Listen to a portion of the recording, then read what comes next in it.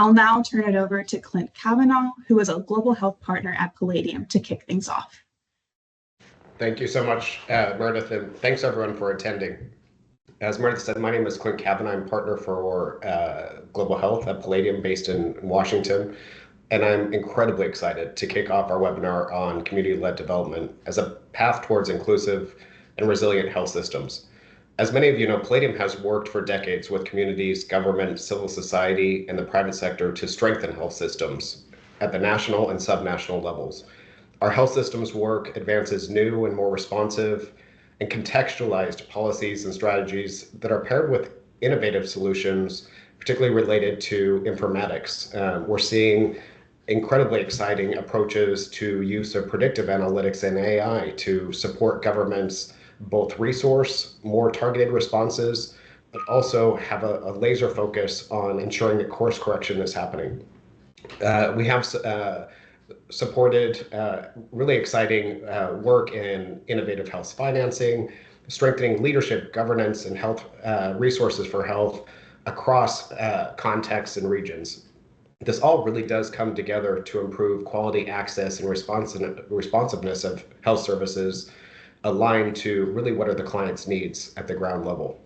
Across our global programs like Propel Health, Datafy, NPA Expand, as well as our bilateral programs such as the USAID Mali Health Systems Project, Uganda Health Systems Strengthening Projects, our UK-funded Lafia project in Nigeria, we're demonstrating examples of how these integrated and inclusive approaches for health come together to really guide measured outcomes. I'm excited to really be part of a company that's really brought new resourcing to the table in countries. Our health Policy Plus project mobilized almost $500 million in domestic resources for health. Our technical assistance to Malawi strengthened its national cervical cancer program, resulting in a 48% increase in screening and a 16% increase in treatment.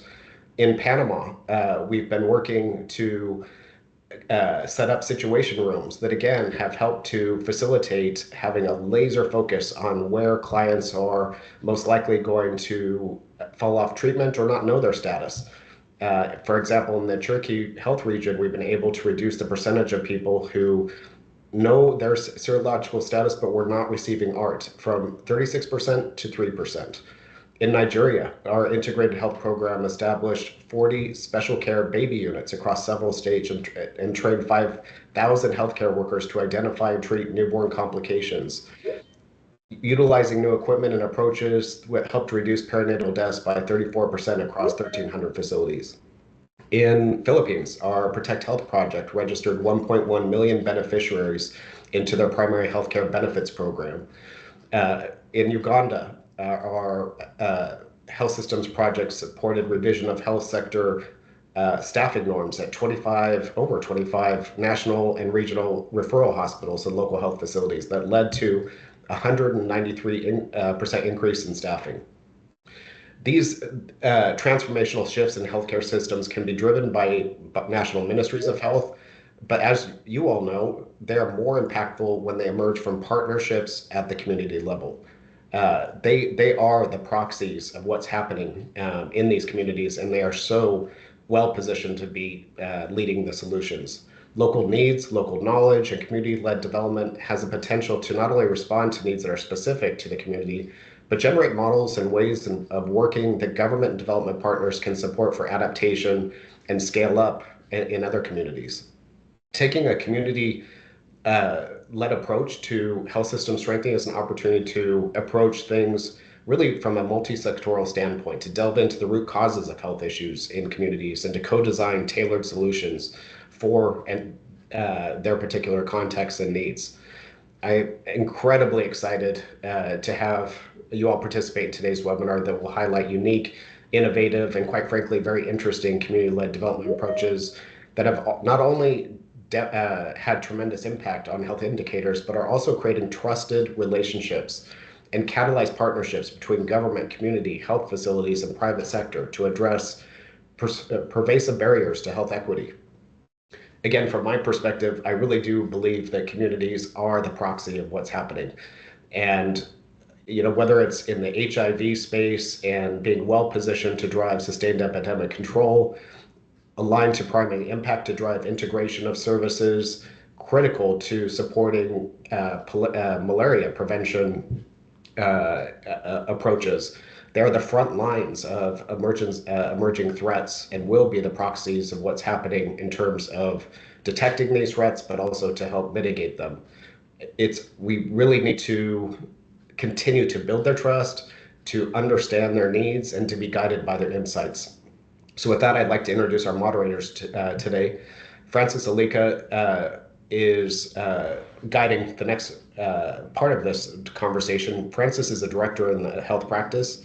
She has a very rich experience providing support to many countries in the health system space, supporting reforms that have driven policy change and innovative approaches for universal health coverage, equitable health outcomes, et cetera. She's had a first-hand experience of working closely with communities and governments in implementing programs that are responsive to community needs.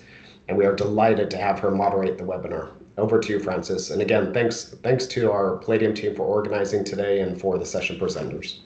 Great to see so many familiar and new faces. Thank you so much, Clint, and welcome to everyone joining us online. As global, regional, national, and local actors strive to strengthen health systems towards universal health coverage for all, a key tenet is the need for health systems to be responsive first and foremost to the communities that they serve.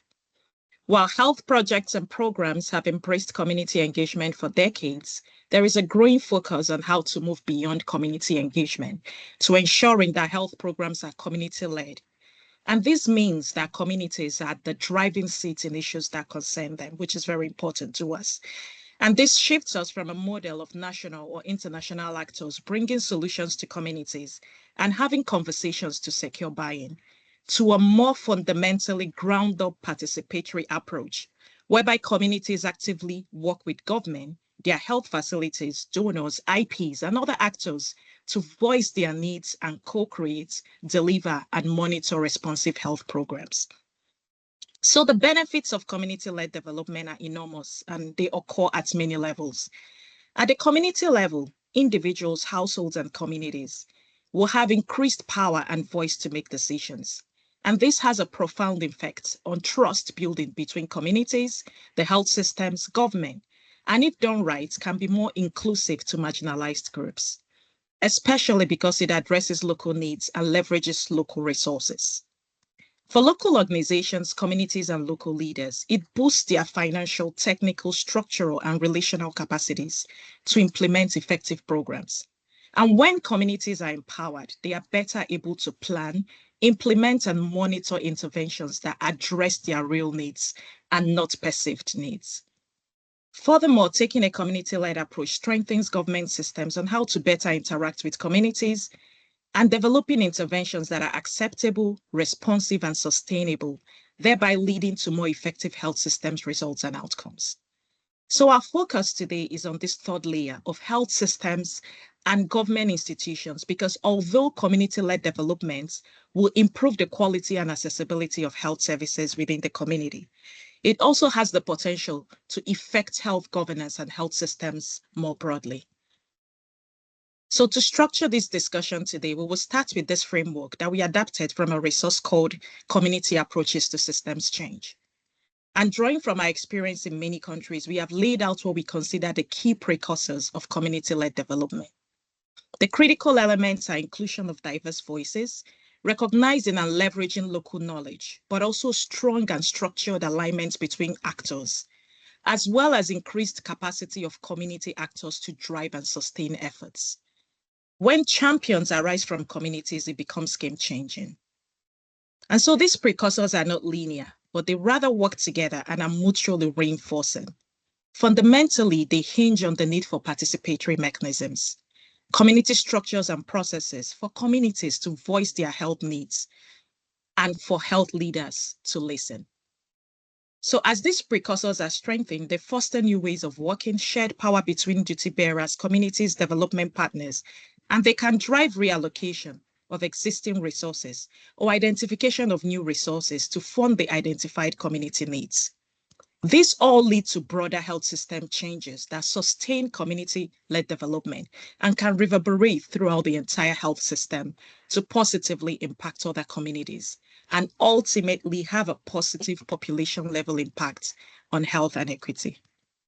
And so we've brought together 4 case studies of various approaches to community-led development that either had or have the potential to transform health systems. First, we will hear from the Kenaya Wale Sinsi project in Mali on operationalizing microplanning to achieve more responsive health services.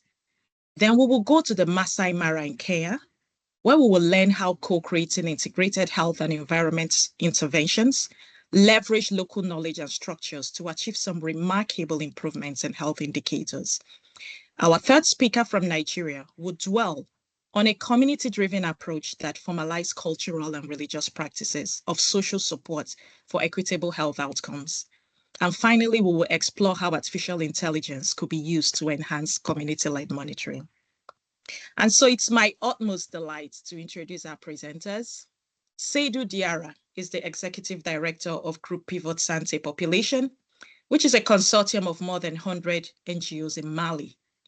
Through his localization leadership, the project has strengthened the capacity of over 600 health facilities, as well as 3 local NGOs to supervise governance and accountability reforms and become eligible for direct US funding.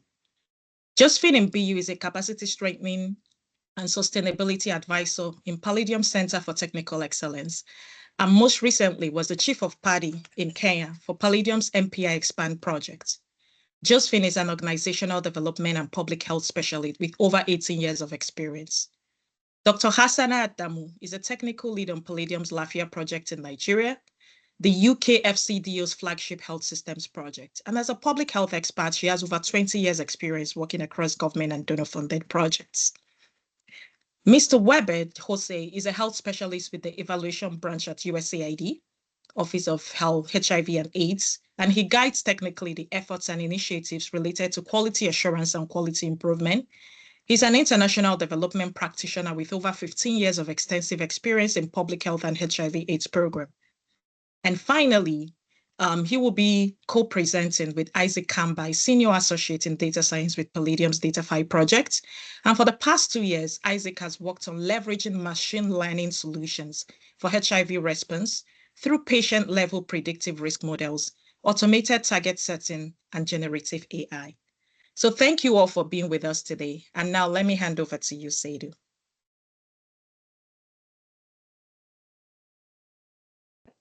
Merci beaucoup, Frances. Today, I will share with you the experience of Kenaya Sinsi Wale project in Mali and our work on microplanning. Slide. Mali has community health associations called ASACO that are responsible for oversight of the community health center called CESCOM and for the provision of quality services. ASACO provide a platform for community involvement in health service delivery if functioning properly. Microplanning is a national tool and guideline used to frame community participation in planning and decided for their health. Communities wanted their health services to be more responsive to their needs. And if they have ASACO, why were services not being responsive? And how were they not responsive? Women groups, community health platforms, and other village groups exist to foster local health and enforce key policies. Community platform requests more accountability and demanded to have a bigger say in issues that affect their health.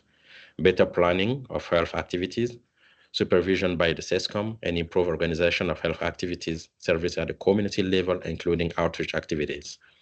However, poor functionalities of ASACOs, governance and leadership results in poor health at community level. Microplanning is not being implemented due to lack of knowledge and training of key stakeholders. Women and youth are poorly involved in decision-making process such as ASACO boards and microplanning.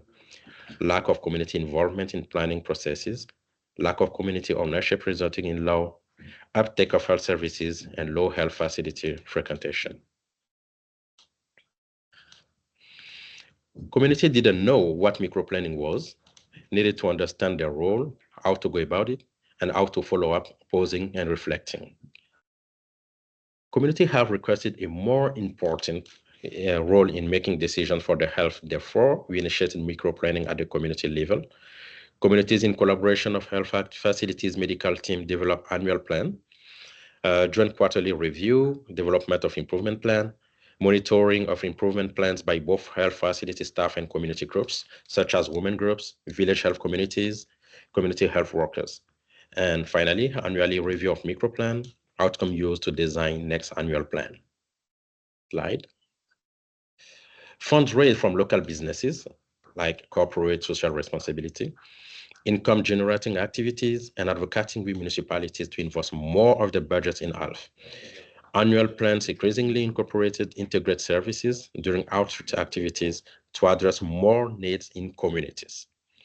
Upon request from women groups, safe and respectful areas were created in the community for outreach activities. More municipalities are dedicating resources to health, which contributes to providing more services to communities. Slide. More people came to facilities, from only 34% of the population in the catchment areas to 65% within 3 years, great achievements. This resulted in increased uptake of key services like antenatal care and immunization. The gap between women coming from ANC 1 and ANC 4 has also been reducing steadily. The proportion of children not completing Penta 1 and Penta 3 has drastically reduced thanks to services brought closer to community based on express needs. And you can see we went from over 15% dropout rate to about 6%, which is actually excellent. As the World Health Organization says, immunization program should have less than 10% dropouts, and we are well below that. Work closely with central and regional level got buy-in. Organize workshop at central level to review existing guidelines and update them to are more in touch with on-ground reality. Got central level of Minister of Health to enforce guidelines, which case studies from 3 regions that were shared with annual planning, and show other regions that these policies and guidelines actually work. Governance had accountability attached from central level to make communities to review their indicators and identify what action are being taken to address. By request from the Minister of Health, the self-assessment tool was digitalized and decreed a national tool. Lessons learned from 3 years implementation of micro-planning are being used to update the national guidelines and design a scale-up plan nationwide. Slides. Precursors, inclusion of women groups that youth and marginalized population in planning for community health was key, is design culturally acceptable services that meet real needs. Women and youth have increasingly been having a say in managing health facilities board and asking for more accountability from the health system. The self-assessment played a key role in strengthening the capacities of both SESCOM and the boards. This resulted in stronger institutional capacities and, more importantly, improve health service, making the health system more certain in communities. The microplan improved the relationship between SESCOMs and the catchment communities, leading to increase in service demand and better frequentation of health facilities by communities. The above-mentioned precursors led to increased accountability from the SESCOMs to the community and vice versa. SESCOMs successfully raised local resources to provide more quality to communities. Inequities were reduced since more than 50% of the ASACO or SESCOM have now women and youth representatives holding decision-making position on the boards. The way ASACO and SESCOMs work with the community systematically change and improve, resulting in mutual trust and openness when addressing health issues and overall health system challenges. All these put together can just foster sustainability and durability, accountability, leadership, and governance. Thank you very much. Let's now hear from Josephine in Kenya. Thank you, Sedu. I'm going to share the experience of NPI Expand activity implemented in Narok County, Kenya. So Narok County is home to Kenya's biggest conservation and wildlife landscape. It hosts 25% of the Kenya wildlife And a significant portion of this land is protected, while the other portion, the community coexists with the wildlife. Narok is also one of the regions in Kenya that has continued to record concerning reproductive health and gender-related data to the national average, as you can see on the table. And some of the key highlights are on the teenage pregnancy rates, the poor access of formal education for women and girls, and also to mention that the county has one of the highest risks of female genital mutilation in the country. There definitely has been investments in health over the years, but the progress in Narok County has not changed or matched the national gain, and therefore the need for innovative approaches to program implementation. So the NPI Expand project adopted a co-creation approach that was characterized by engagement with the community through the listening sessions at the community level, as you can see there, and working closely with the Narok County Department.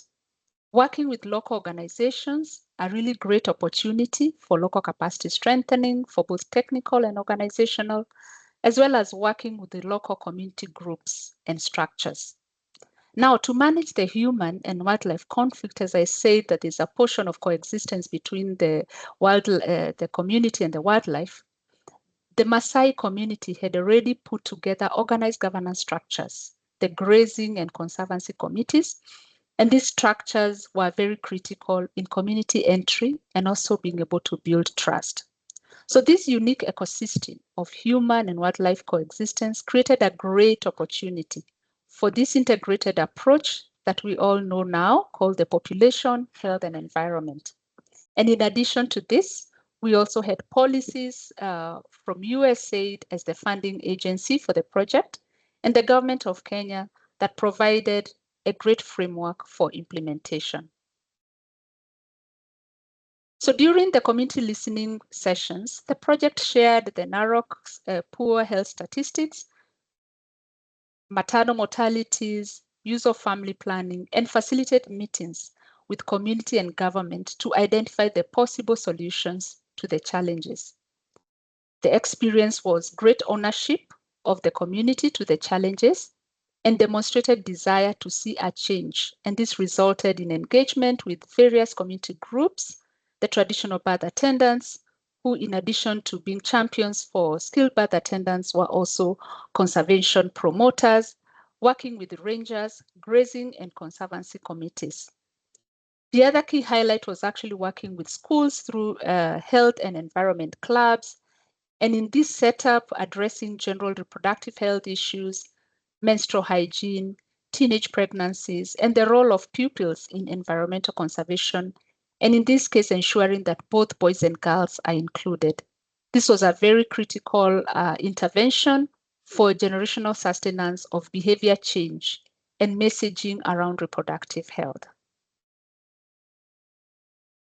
So after implementation of a period of time, about 24 months, various reproductive health indicators showed improvement during the program implementation.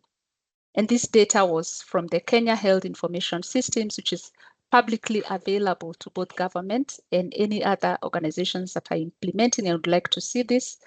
There was an improved and observed 62% of new users in contraception. In terms of maternal mortalities, there was a 40% reduction during the period of implementation, and mostly this was attributed to strengthening the maternal and perinatal health surveillance reviews, which was characterized by cascading the county-level MPDSRs to sub-county to facility, and in addition to that, training the communities to do verbal autopsies, and therefore were able to track mortalities at the community level and take action and link to the facilities for further interventions. This was really a great example of health systems approach where the maternal mortality issue was addressed all the way from the community to the facility levels and also at the higher level at the county for interventions. Key highlights of the implementation approach in relation to resilience and lasting change within the health system included what I already mentioned, the co-creation that led to ownership resulting to sustainability of most of these interventions. Using the structures that were already in the community were very useful in terms of entry and sustenance of the interventions. And enhancing the role of local organizations and community was a great opportunity, again, for strengthening sustainability of the activities. Sustainability of the messaging and the training post-project implementation was also very key, and the program achieved this through the development of training materials and reference materials that were left with the community and the county to continue with the approaches that we had already worked on with the community. So there's much more I could tell about this project. It's very broad, but I just want to reflect briefly on the precursors of the community-led development that I already discussed in the presentation as a way of highlight that ensuring the community voices are heard in program design is critical, empowering the community to make informed decisions through data sharing, and ensuring that all players in the health systems are engaged from the inception to the implementation of the interventions. And the experience is that these approaches have the potential to sustain community-led development and the health systems. The data sharing resulted in shared power and accountability, both the community and the healthcare workers. Community ownership of interventions also resulted in transforming norms and ways of working because the community was at the center of all the interventions that were happening within their own setups. Government and community collaboration improved the responsiveness of the health system to community needs, and in the process ensuring that equity and disparities are well addressed as the government intervenes.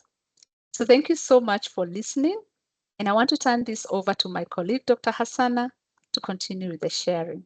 Thank you very much. Thank you, Josephine. Good afternoon, everyone. I'm here to present the Culture and Faith Responsive Financial Solutions, the Nigeria Lafia Experience. Nigeria, in the quest to achieve universal health coverage, is rolling out a national health insurance to reduce financial burdens and improve access to services. However, the national average coverage remains below 20%. And this is mainly due to poor demand, acceptance, and financial inequities, especially for people in the northern part of the country. The Lafia SCDO-funded project is supporting 5 states in the north: Kano, Kaduna, Jigawa, Borno, and Yobe, the states with the poorest health-seeking behaviors, poor health indicators, and high out-of-pocket expenditure, where under-5 mortality rates in 4 of these states are significantly higher than the national average, and stillbirth attendant rates is about half of the national average. There's also high rate of out-of-pocket household expenditure, as evidenced in Kano, which is estimated that 40% of households suffer catastrophic health spending with resultant impoverishments. An opportunity resides in the Muslim culture with the tradition of waqf or endowment, that is donating or purchasing an asset like land or building held in perpetual trust for general and specific charitable causes. Muslim countries like Turkey and Malaysia have leveraged the tradition of waqf to advance social reforms, and people in the northern parts of Nigeria also conform to such, but not in a structured manner and not tied to real outcomes. Lafia therefore leveraged this Islamic social financing mechanism as an opportunity to improve healthcare financing in the face of a global recession, limited national fiscal space, and overseas development assistance cuts. As a health system strengthening program, Lafia approach leveraged a culturally accepted method of social inclusion to advance an ongoing universal health coverage reform to improve financial protection for poor and vulnerable populations through health insurance. Our first step was to pay an advocacy to the emirs. The emirs are the custodians of religion and culture, and they have a great influence on the communities and individuals who willingly accepted and mobilized people. Specifically, the Emirate of Dutse in Jigawa State has a robust zakat and waqf system that has been operational in the past years, but has not been tailored to specific needs of the population. So subsequently, we also encouraged to advocate the other emirs Then we convened a technical session with traditional, religious, government, and private institutions to explore the idea of using Islamic social financing as a viable alternative to public and donor funding, and identify the most suitable model that would address the developmental challenges facing the region. And this was met with a lot of excitement and willingness to participate, because while the workup process was going on, it was never thought about in a way to structure it to provide healthcare needs that will also impact on the wider, social results. This provided the opportunity for us to model the use of workup funds towards healthcare provision, specifically targeting community needs like primary healthcare, maternal and child health, human resources for health. And subsequent technical sessions were conducted to onboard those identified members of the community to serve as board of trustees, build their capacity and support the development of operational guidelines, strategic and M&A plans that would ensure a more structured process of running the foundations. We also trained to budget funds, monitor progress, success, and outcomes, and keep proper records for documentation and improved accountability, and also to link the use of resources to specified outcomes. Within 2 years of our operations, 84 worker foundations were established, and more are coming on board as I speak right now. More local governments have been onboarded. These foundations are now registered as corporate bodies. They have started contributing funds and also investing those funds. They have already raised about $1.45 million, and working with the International Institute of Islamic Banking and Finance, they are working to invest these funds, part of these funds, to grow the wealth for sustainability. The foundations are also in collaboration with the state social health insurance agencies to identify and mobilize vulnerable groups for enrollment onto this national health insurance. And this approach is further strengthened by new and existing legal frameworks like social protection policies and social protection laws. And each of the foundation is now responding to the specific health needs of their communities. Like in Kano, one community built a maternity ward for the primary health center. In Kaduna, due to the dearth of human resources for health, they helped to hire 37 nurses and midwives and catered for the welfare of about 255 orphans in terms of their health, education, feeding, and clothing. Then across all the states, we registered about 1,347 persons onto the health insurance scheme, and more are coming. And then those areas that have real critical need for female health workers, sponsored 41 female health workers, 2 health training institutions to study nursing and midwifery, who will eventually come back and serve their communities. And in addition, 33 female health ambassadors were identified in one community that felt that they needed more women to come out and access healthcare. So these female health ambassadors will serve as demand creation individuals to help reach the women in the houses. So this is anticipated to lead to overall health system changes. Through this community-led approach, the initiative proves to be promising to contribute to improving health outcomes by increasing access to healthcare, reducing financial burden and high out-of-pocket expenditure. This is evidenced from the report of an independent evaluation of the ethical health financing, which states that the establishment of the ethical health financing was not only appropriate but relevant given the high needs of the population to access essential health services. Expanding and institutionalizing the Islamic social financial systems has the potential to mobilize significant resources as alternatives or complementary funding towards healthcare financing for social services, and this guarantees an efficient and effective use of resources with improved outcomes. The community-level approach is also capable of driving national policy implementation, influencing a wider coverage of social insurance to achieve national targets while addressing equity concerns. These efforts will eventually feed into a broader system with changes, and with the innovative and structured way of working, the foundations have been linked to the International Institute of Islamic Banking and Finance to serve as a learning hub, building capacity for scale-up and sustainability mechanisms, while providing technical assistance to newly formed foundations as they come on board.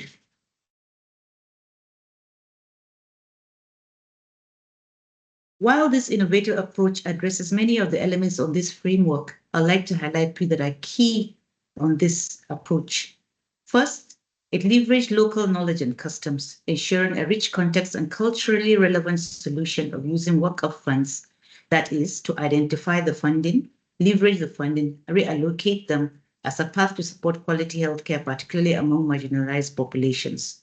Secondly, LAFIA invested on individual and organizational capacity strengthening of the foundation members to transform the traditional approach to a systematic and more result-focused approach. Then we strengthen relationships and alignment between different actors from the community, government, and partners, where foundation members serve as trustees, sensitize people, and identify the most marginalized and eligible persons for enrollment.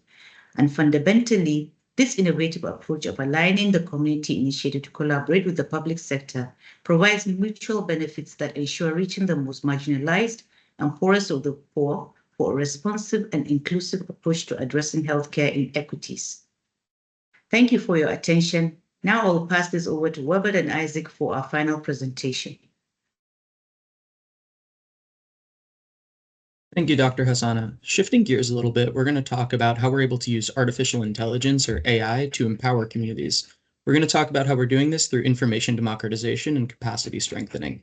We're going to be highlighting a proof of concept chatbot that we created for the DataFi activity focused on community-led monitoring, or CLM.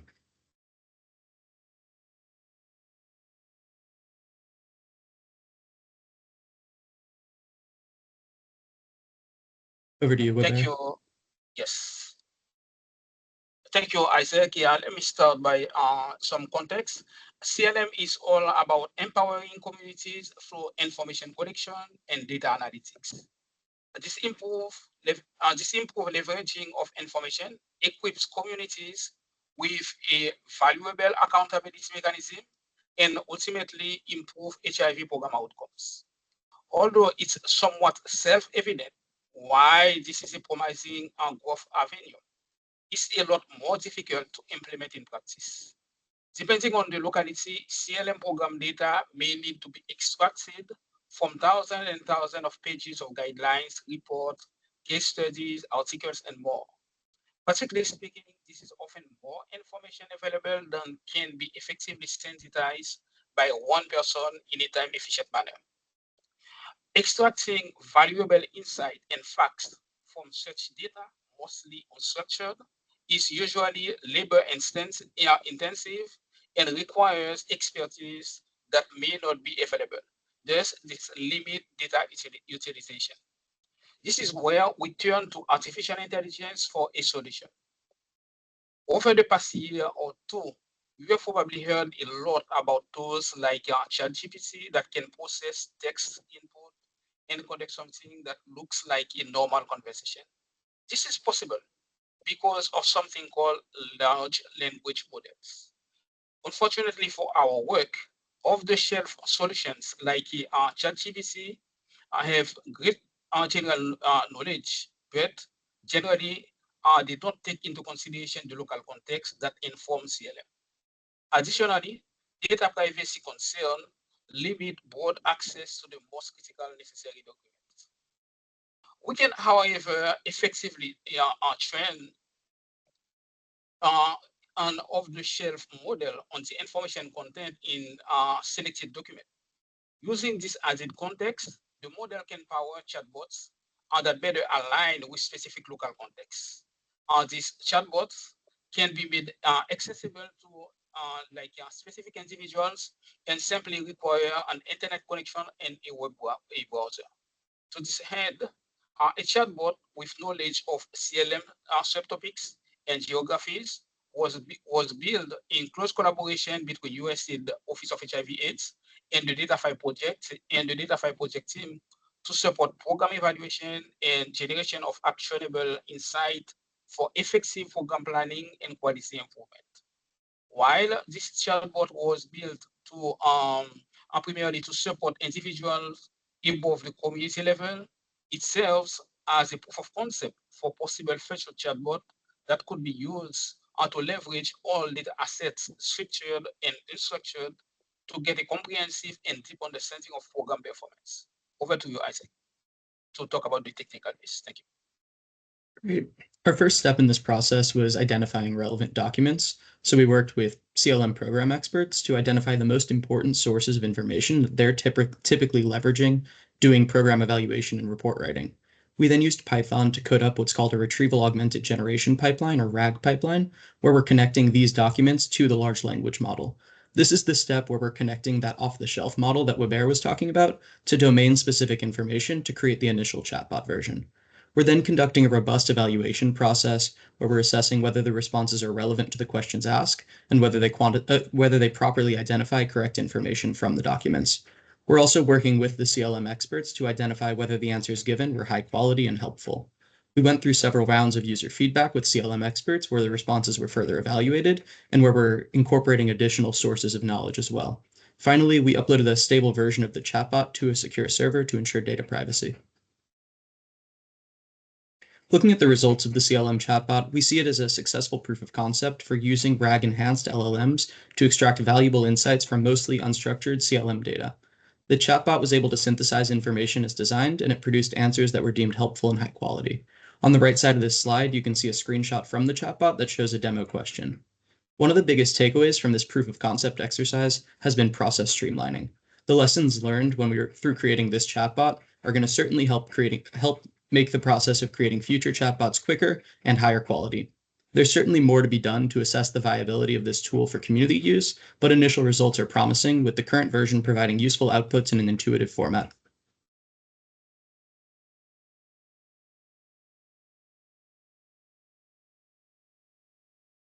Thank you, Isaac. Connecting this back to the overarching community-led HSS framework, the CLM chatbot has potential to support both the precursors of community-led development and the system change to sustain it.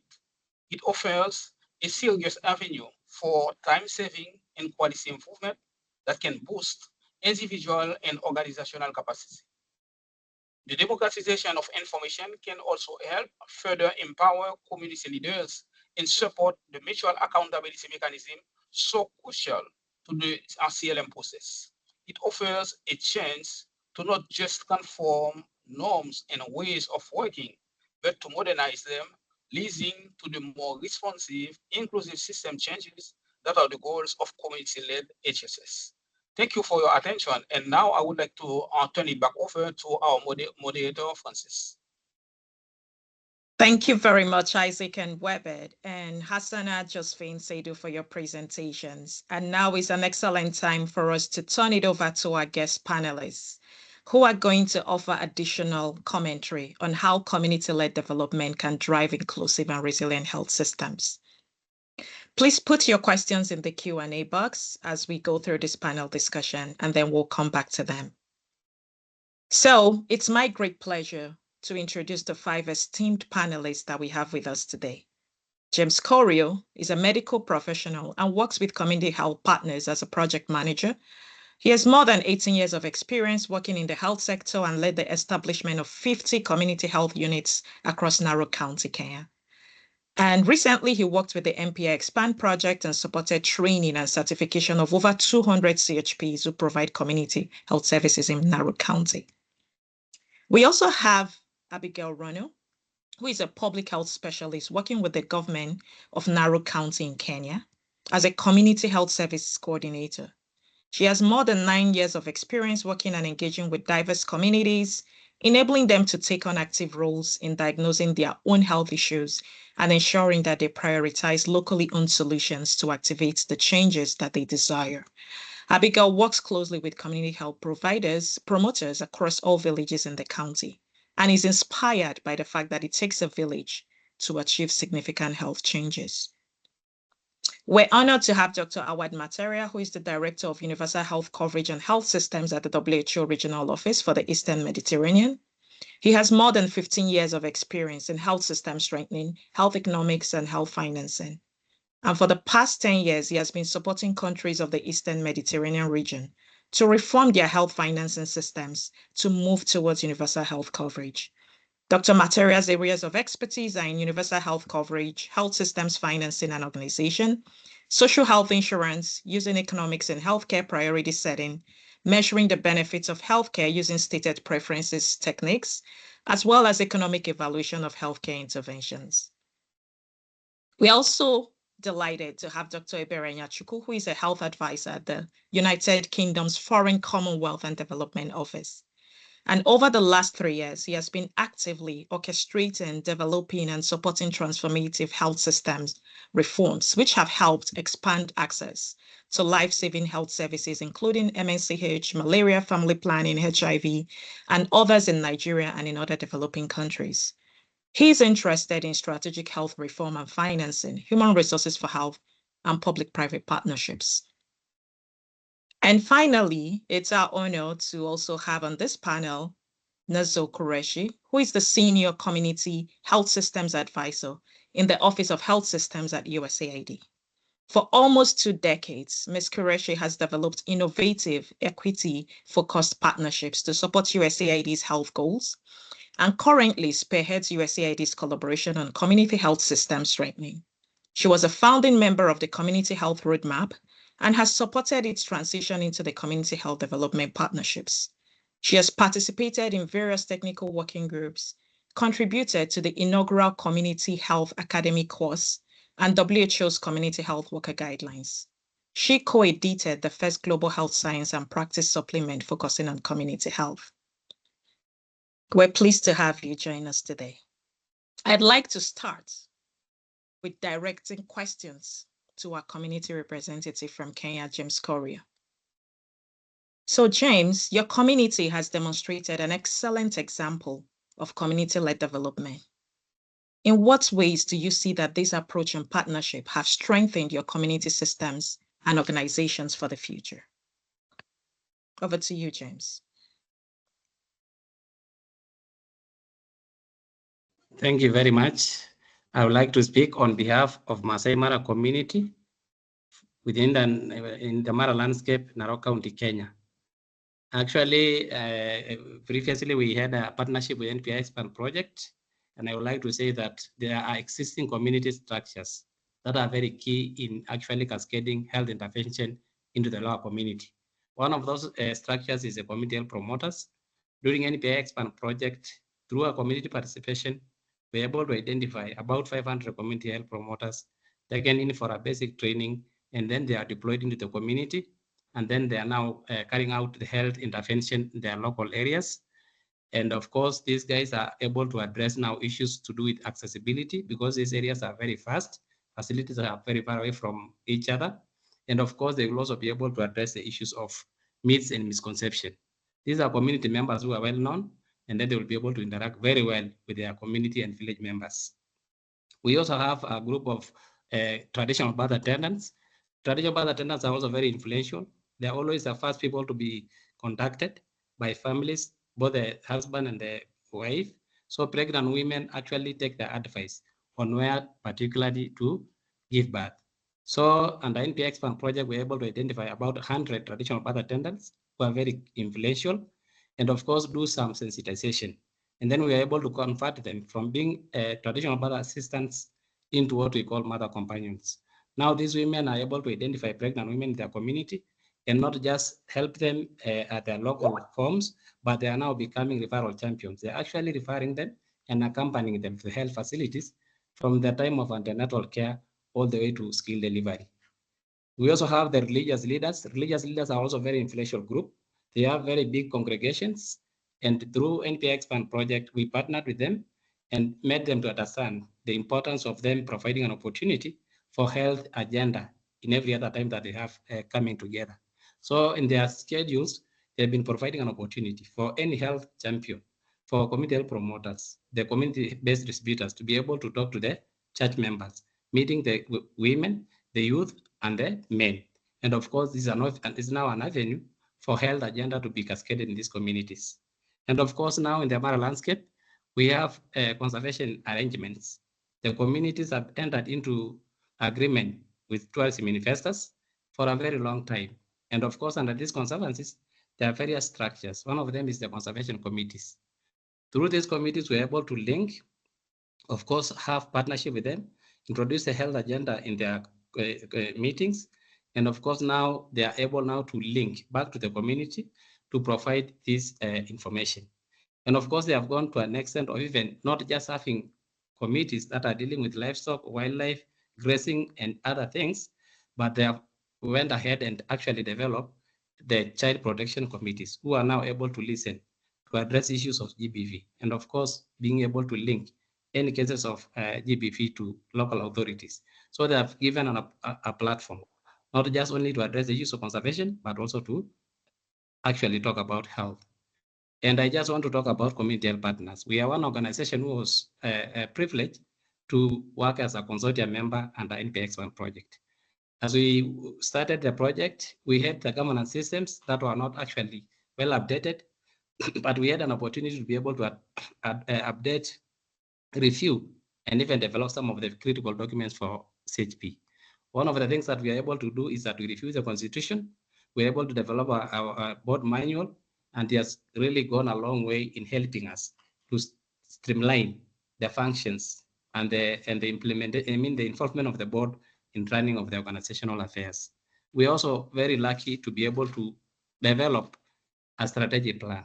As we partnered with NPI, our strategy plan was actually expired, but we're able to review and come up with a plan for 2023-2028. Now it has given us a very clear roadmap on how to be able to utilize resources to achieve our broad objective. We're also very lucky to be able to review our financial policies. Now we are able to manage our own resources effectively, not only for actually, but our main focus is for us to be able to be self-sustaining, rather than just depending on outside resources. Now we can be able to manage our own resources for sustainability. The most importantly is about a resource mobilization strategy. We did not have one before. Our resource mobilization technique was ad hoc. We only meet when there was need, but now we have a strategy in place and we have standing committees. And in a span of about 11 months, we were able to write proposals, and I'm very happy to announce that we were able to win 2 very big funding, one from Global TB Program, and then another one from an Italian corporation that will work to improve the health of the community, school-going children, and of course, address issues of reproductive health. So I want to say that the community structures are well strengthened, and I think they will continue cascading this information, addressing the health agenda of the community that I represent. Thank you very much. Thanks so much, James, for that excellent insight and for taking us to your community. Please, we want to encourage all panelists to please put on their videos while we go through this panel discussion. So moving a little bit to government, it's important for us to have this conversation about this impact that we're seeing with community-led development. So the Narrow Case County case study highlighted how co-designing an integrated health and conservation project transformed the norms and ways of working between governments and communities. That's clear. But could you share with us an example of how these and other community-led approaches have been or could be integrated into policies or health systems in a broader and more sustainable manner? Over to you, Abigail. Good evening, everyone, and I'm presenting from Narok, Kenya. Great that I was part of the team that implemented the NPI-Expand project from the Narok County government. And I think co-designing and planning with the community in perspective is very important. And so the county government of Narok has a 5-year plan, which is a master plan for what it intends and envisions for the people of Narok. And so we find that our leaders would, in the current situation, plan with that in mind. And so our CIDP 2023-2027 was positioned to bring the voice of the people and what they desire to have in their plan. And heavy in this plan is, of course, reproductive and maternal, neonatal, and child health issues. Equally, in our annual work plans, we have positioned the voice of the people and taking the initiative that they have to plan for them from the bottom. And so we have embraced what we call the bottom-up approach in planning for the people of Narok County. And so heavy still in our annual work plan, 2024-2025, is the voice of the people, just envisioning to have better outcomes in regards to reproductive, maternal, and neonatal health. Equally, we need to implement our activities jointly with the people that matter at the bottom of the pyramid. By this, I mean our community health promoters are at the center stage of implementation. Before this project, we had about 1,600 CHPs, and the county has actually put that in plan to ensure that we cover all the villages in the county, which is about 2,910. And the fact that this is in plan is to ensure that even as we implement the activities, we provide services that are community-led. And of course, we have positioned our CHPs as the greatest voice of the people, just to reach out to the households, to the villages, and offer services that are supported by the county government of Narok.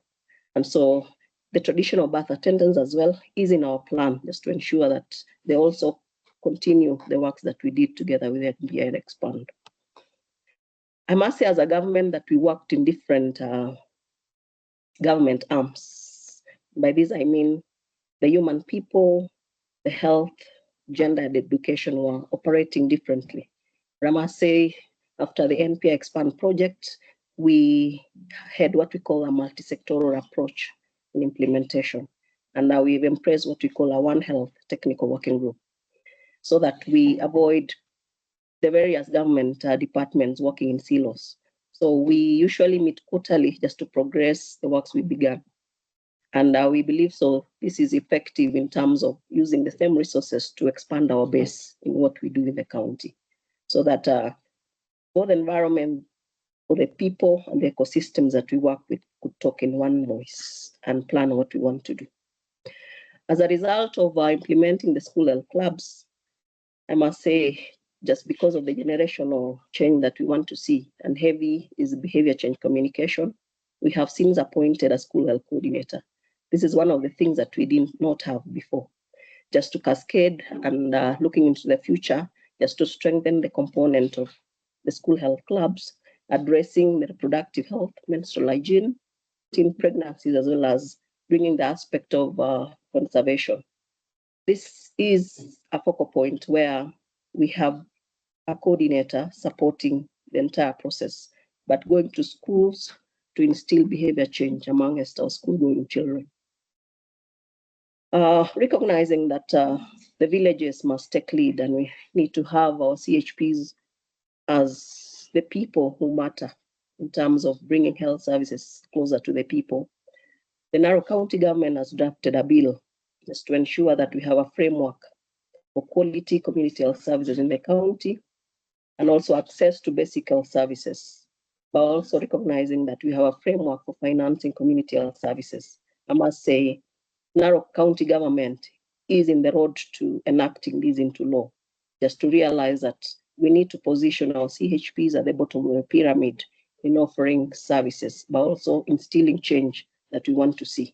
And so there is no health without involving the people who matter. Finally, as a county, we have digitized our way of offering services in the community, and now we've gone electronic to use the mobile gadgets to offer services.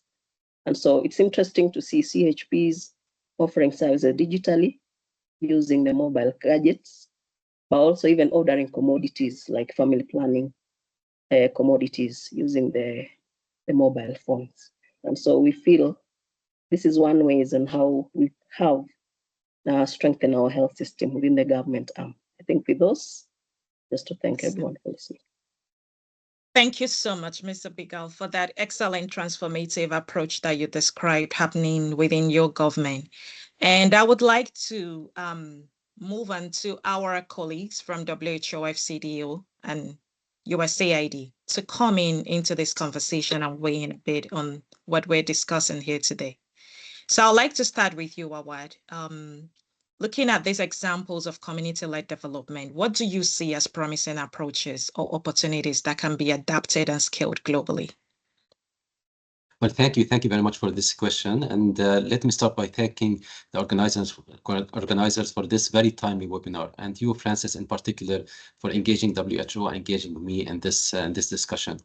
I would like to start by taking us a step back and think, why is it indispensable to engage individuals and communities in health system thinking, health system strengthening, and different health systems development agendas? For me, and based on the work that we are doing in WHO, this is not only important to empower people and individuals to express their needs, but also to engage them in promoting and taking care of their own health.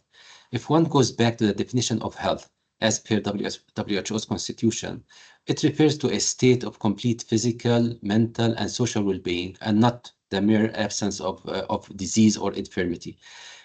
Given this definition, this means that to promote the health of individuals and communities, one needs to discuss and to address the social determinants of health.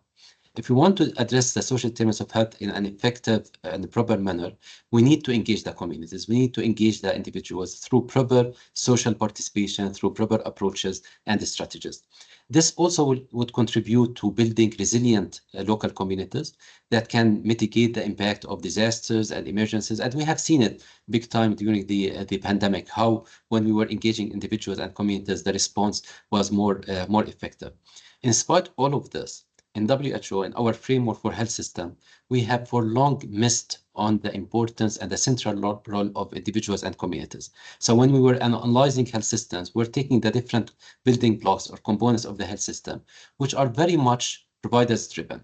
However, learning from the pandemic, we are now bringing back the community at the center of the health system through mechanisms like social participation, or what we also refer to sometimes as participatory governance. So the whole health system would become central around the individuals and around the communities that it is supposed to serve.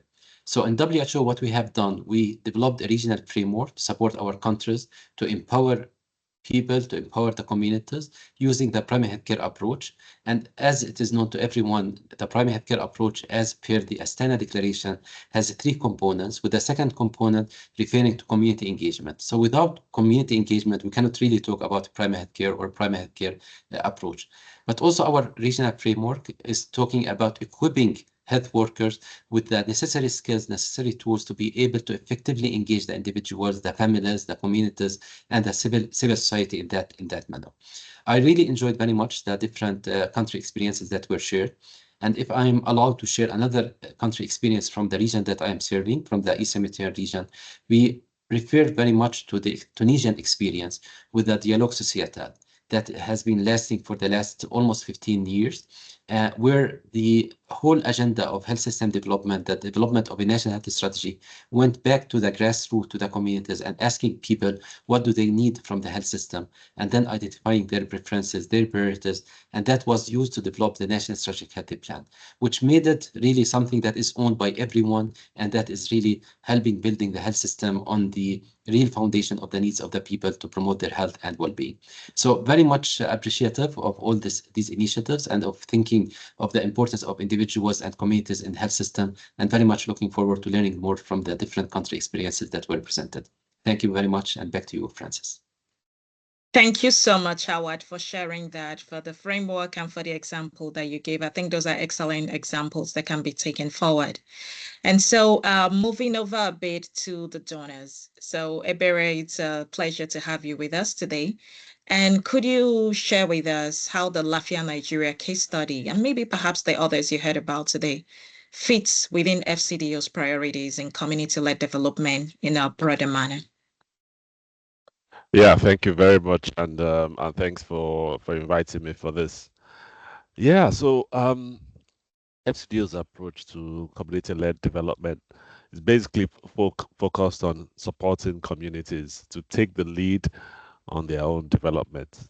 When communities are actively engaged in their own development, there's a higher likelihood that the initiatives will be sustainable. Personally, I believe on what I've seen repeatedly in development is you can't give anyone development or health. You can only, what you can do is empower people to develop themselves, to take development or take health for themselves. So this approach really is basically our approach is based on empowering people and communities, to take the lead on their own development. And this is there's inclusivity and a focus on the felt community needs is also key to the approach. And all of this is underpinned by a focus on improving governance and accountability, which underpins the whole approach. Now, this LAFIA intervention fits really well with this approach. It leverages locally owned and accepted systems of social support to focus those systems more sharply towards achieving development outcomes. Now, a lot of attention was paid in the LAFIA intervention was to ensuring the inclusiveness and improving the governance of and accountability of the systems that are being developed, and also about incorporating them into broader and ongoing health financing reforms that are targeted towards advancing Nigeria towards universal health coverage. Now, while there are still some challenges to overcome, now one of the challenges, for instance, is around sustainability and scalability of this approach.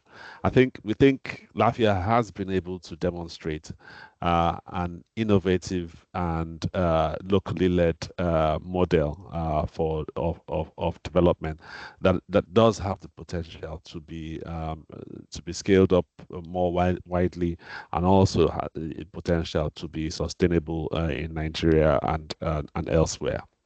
Thank you. Jabere, for that excellent insight, and it's good to see that this is going to lead into even bigger things coming up in the future. And I would like to move over to you, Nazo. If you could please reflect on how USAID is prioritizing community-led development in its work. Thank you so much, Francis. It's a privilege to be here with the panelists, the presenters, with you and our audience to engage in this important conversation. It's an exciting time for community-led development to not only accelerate progress, but to address emerging priorities and needs, as has been discussed so eloquently by our presenters. And the political momentum around reforms of policies and strategies could not be greater, at least during the time that I've experienced it. And I think we have a shared responsibility across institutions, across partners, to support countries and communities in translating this political momentum to effective action at the local level. USAID has a strong track record in advancing community health as a donor, a convener, thought leader, and an honest broker in assessing and monitoring progress. We have learned that policy and systems priorities for community health are important drivers of performance. And I think it's important to look back, particularly in this field, as we look forward. So through USAID's Child Survival and Health Grants program, we collaborated with governments, NGOs, and communities to pioneer a range of innovative approaches to support diverse roles of communities and systems. And these roles span delivery, governance and oversight, promotion of social and behavioral norms, household production of health, and voice and accountability. And examples of these approaches, to add to the approaches that were presented today, include care groups, partner-defined quality, community-based impact-oriented methodology, the community scorecard. These approaches, the evidence, the lessons, the experience with varying levels of scale and sustainability were put forward at the Global Conference on Primary Healthcare in Astana by USAID as a part of our key messaging around partnerships. And I will just flash the report. I don't know if you can see it or not, but we'll share this. It's 30 years of partnerships between governments, communities, and NGOs to build systems. So hope you can take a look at that as a resource. But this unique partnership spanned 3 decades, engaged 58 citizen-supported NGOs in 65 countries.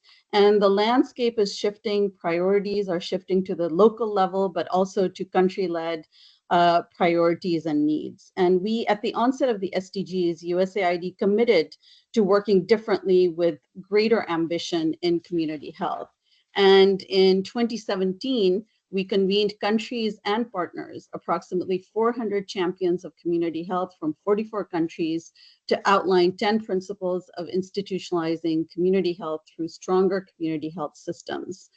In 2018, we developed the Global Community Health Roadmap Partnership to support countries in elevating and acting on urgent national priorities for community health.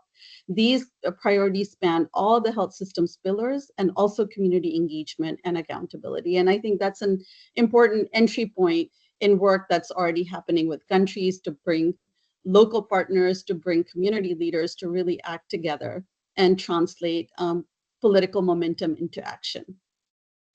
And this is also a pillar of our signature primary healthcare initiative called the Primary Impact, and a feature of working more with greater intention around in primary healthcare through various pillars. And one of these is community engagement and accountability, and it features in the action plans of a range of countries that we are working with. We are increasingly elevating the voice of governments and communities. So I think it's been great to have that as a part of this panel as well. Our presenters in global calls to action, such as the Monrovia Call to Action, and operationalizing the action areas through our collaborative partnerships. And I'll end here, but look forward to discussing further how we can join forces and really bring transformative change as we sunset the SDGs and look ahead to the next decade in community health, primary healthcare, health systems, global health security, and universal health coverage. Thank you very much. Thank you so much, Nazel, for that excellent insight. And you couldn't have put it better than some of these excellent examples that you've shared about ways that things are changing and the things that have happened in the past while we draw from lessons from things that have been implemented before. So at this juncture, we would like to take in some questions from the audience. Please don't forget to put in your questions, but we'll start with the ones that are already there. So the first question I would like to project to the panelists, and any of the panelists could take this, or even the speakers can weigh in on this. So there is a question that says, I wonder from the project case studies examples, if there are examples where the system change to sustain community-led development was perhaps in part the result of a behavior change occurring. And if so, whose behavior changed? And was there a behavioral change goal from the onset? So I don't know who wants to take a stab at this first. Talking about behavioral change and how that led to community-led development. Howard, yes. Yeah, no, thank you very much for the question. And I think this is really at the heart of what we are discussing nowadays in terms of new thinking around the health systems. When I referred in my reflections about the missing pillar of community in our classical WHO framework, it was referring to this indeed. I mean, there are different frameworks for analyzing health systems. One of them is the building blocks one that most people use and rely on to analyze health system. And then there is also what is called the control knobs framework that has been developed by a team from the Harvard School of Public Health with support from the World Bank and others. And in that one, the framework talks about different control knobs in the sense that they would allow you to undertake the maneuvering and changing in the way the health system is run. One of those control knobs is the behavioral change. Behavioral change has been brought really to the surface with the pandemic again, and the importance of engaging the community, the importance of creating that trust from the community into the health system and the public policies. So I think it is by cultivating that trust, by ensuring that people are behave in the right way, but also confidently and based on their conviction of the importance of health and well-being will be very important. My last point on this is that this trust and that behavioral change is easier to be built and cultivated during normal times. So one should not wait until there's an emergency or there's a crisis and then try to influence people's behavior. So that's why the need to institutionalize. I really found many keywords in the question as it was formulated. It has to be institutionalized, it has to be built on during normal times so that one can make best use of it in responding if there is an emergency, God forbid, or there is any crisis that the country is faced with. Thank you very much again for the question. Oh. Excellent insight, Awad. Josephine, you wanted to weigh in on this. Yes, thank you. And I'm going to be brief and just reflect on behavior change from the perspective of the co-creation process. And one of the things the question was on was behavior change in mind from the word go. Yes, it was in mind because what we did is to analyze the different target groups. And one of the things we looked at, who are their influencers? What are their desired outcome in life? And who helps them to make decisions around them. And so when you analyze that, then you're able to target the messaging specifically to the influencers, to the people who make decisions on their behalf, and also to influence how they interpret reproductive health and uptake of services and gender in relation to their life desired outcome. So I just stopped there, but that was really a big part. And then putting together that in what we call engagement guidelines that I mentioned on training materials, male engagement, women engagement, that would walk the target groups into that direction and help them to change their minds about the various things that we're implementing. Thank you. Thanks a lot, Josephine, for identifying that, especially the role of influencers in the age and time we live in. It becomes increasingly important. So Nazo wants to also weigh in on this question before we move to the next question.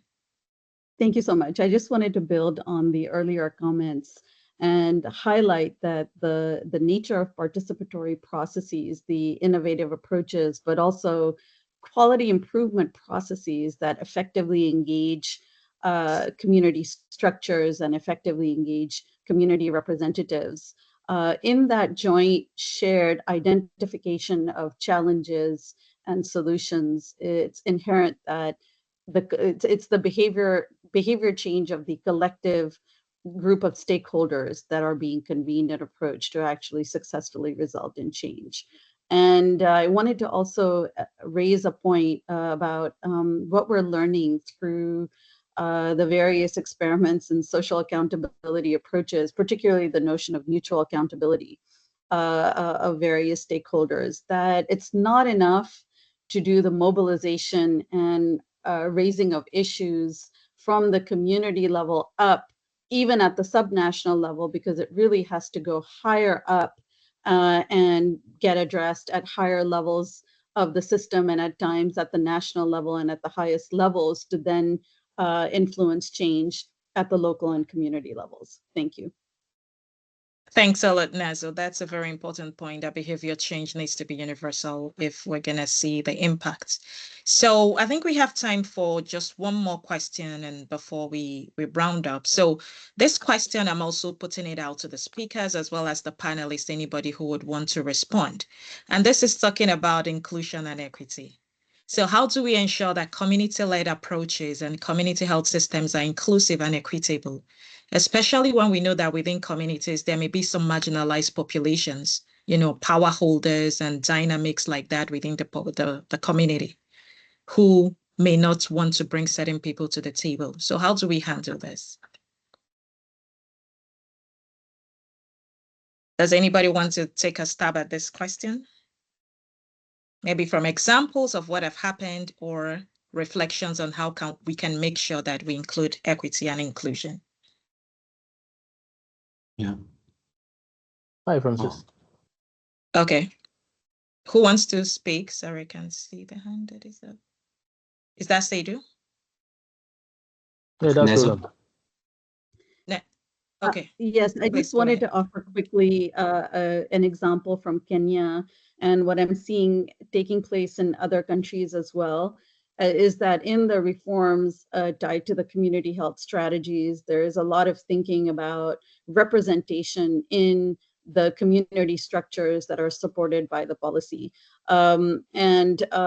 This representation ensuring that the representation includes women, that the representation also includes adolescents, and the marginalized groups, that there is a lot of rethinking happening on roles of these structures, their interaction with the broader community, particularly underrepresented groups, and then engagement around that. But I also feel we need to do much more work in this area and interrogate the space around who is represented, who is not, and what are the inclusive processes that we are utilizing to then feed into the prioritization of solutions and responses. Over. Thanks, Nazo. Hassana, you had your hand up. Yes, while I have my hand up, there's also a representative from one of our communities that has his hands up. So I'd like you to also recognize him, Ghazali. So, but let me just start from the presentation to highlight this point from my presentation. See, the foundation members were drawn out from the communities, and they are the people that live with the people within the community. So they are in the best position now to align with the government agencies that provide the health insurance to be able to identify those vulnerable groups that live within the community so that they are, the real beneficiaries, they're the genuine beneficiaries that will come up to the health insurance schemes for enrollment. So this is one of the examples. And this is why we said it was a mutual relationship between the community-led initiative and the government agencies providing the healthcare, so that when the health insurance agencies want to enroll vulnerable groups, because there's facility for vulnerable funding, equity funding for vulnerable groups that the government usually earmarks for those people. But now the government may not really know who are truly eligible for those enrollments because of politics and many other issues around, leaving some other people behind. So these worker foundations are true to their characters as trustees, and they will ensure that only the right people get enrolled. So I do, Francis, if you can give Ghazali, so that you can add some more points there, please. Thank you so much, Josephine. So we'll hear briefly from Ghazali before we wrap up. Ghazali, welcome and pleasure to have you. Could you speak a little bit about equitable and inclusion considerations? Please go ahead, Ghazali. You may unmute yourself.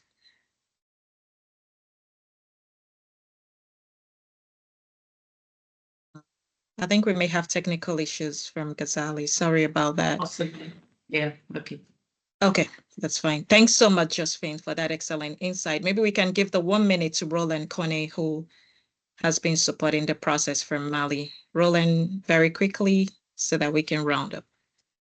Yeah, hi, Frances. I think for Mali, what the difference has been that we have what we call community platforms, which are composed of different groups within the communities, which play a key role in organizing services within the communities. And in most of those platforms, we have many women, and they have been the ones identifying those marginalized groups which have some specific needs which were not taken into account during the normal planning of activities.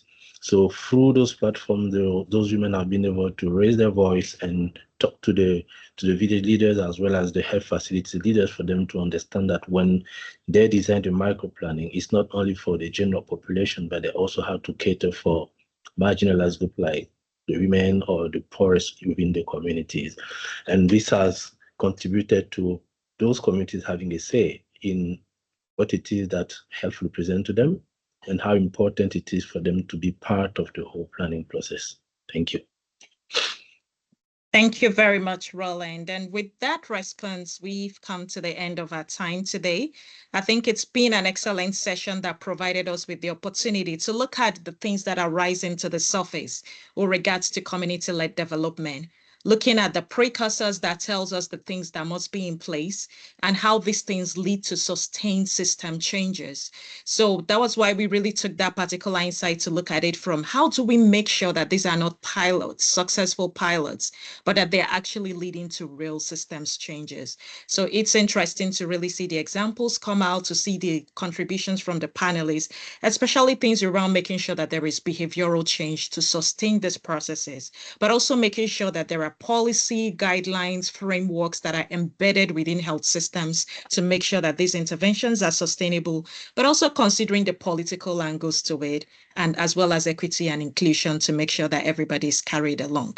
So we hope to continue to have this conversation and see how we can scale this up. You know, FCDO, USAID, WHO, they've shared some of these frameworks that are out there and how we can better use these frameworks to make sure that we're really putting communities at the front when we're talking about development.